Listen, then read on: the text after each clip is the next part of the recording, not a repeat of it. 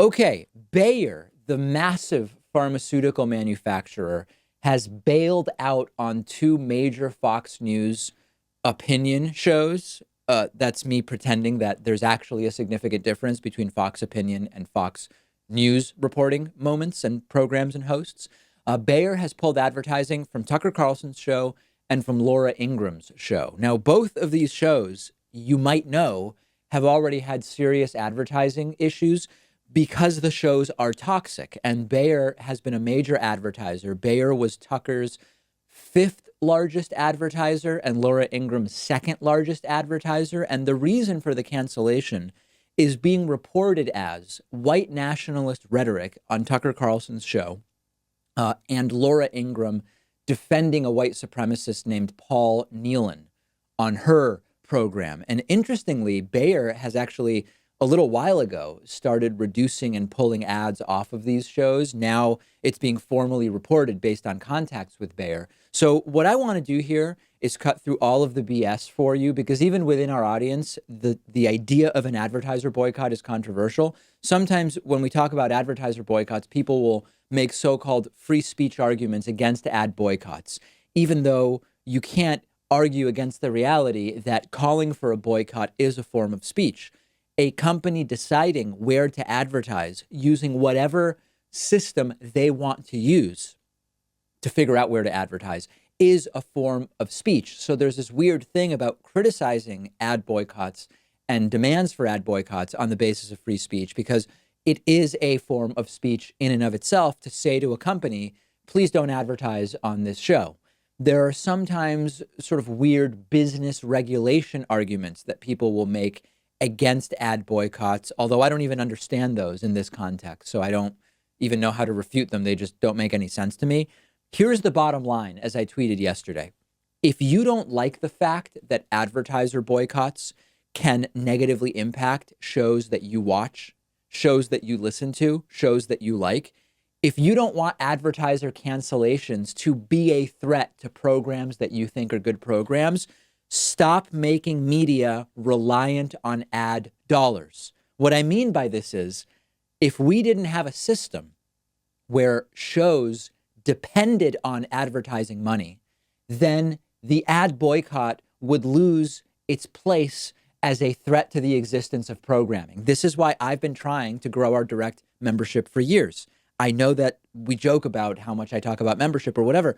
Every dollar that we get from membership is a dollar of what I would call immunity from advertisers, from YouTube demonetization, which we'll talk about later because that's happening again, Facebook demonetization. This couldn't be more obvious. One way or another, you are paying for the show, okay?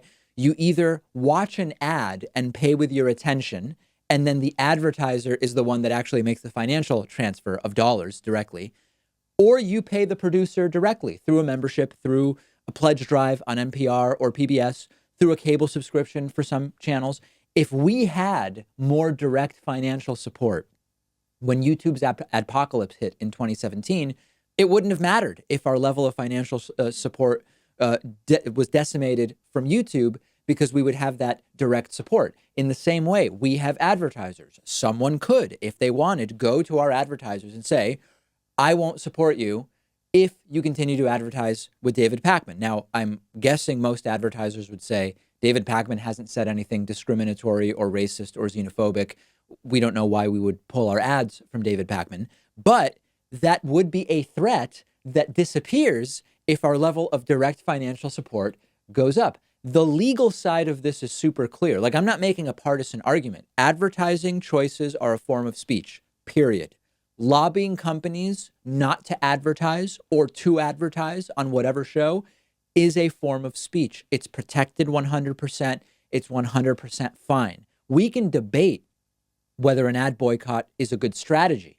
I think it's great when activism has an impact, right? In the real world, it's harder and harder for an individual's voice to matter. We know that the demands or the desires of rich people are way more likely to become law or policy than the demands of poor people and middle-class people. The demands or the ideas or the desires of big corporations are way more likely to be taken seriously by our elected officials than those of just your individual Joe or Sally or whoever. So in a world where it's harder and harder for an individual to have their voice heard, I think it's great when activism has an impact, and it has had an impact through ad boycotts. But I agree that there is a real problem when media outlets are so over a barrel by advertisers. And the way to fix that is support the shows that you like.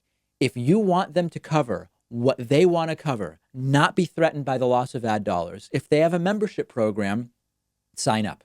Fox is different. Number one, they don't actually even really need to make money because rich right-wingers fund them. They also don't have membership. But when it comes to YouTube or other platforms, I mean, we know what the solution is. Under 1% of our audience are members. I estimate, as I said on the Joe Rogan show, 80 to 85 or even 90% of our audience can afford $2 a month. If we grow our support from under 1% of our audience to 3%, any advertiser that wants to boycott us can boycott us. YouTube can demonetize us. It would not matter. And what's most exposed to me by the controversy of these ad boycotts is not really the debate over the ad boycotts themselves. My view on that has been clear for a very long time. It's that we have a problem that advertisers have so much power, and we know how to fix it. Direct support of shows. Let me know what you think. I'm on Twitter at D Pakman. If you love learning new things, you probably want to check this out. The David Pakman Show today is sponsored by Skillshare, and we're giving you 2 entire months of free access to Skillshare when you click the link underneath this video. Skillshare is a vibrant online learning community offering more than 25,000 video classes on just about anything you can think of. Get better at playing an instrument. Learn to use Photoshop.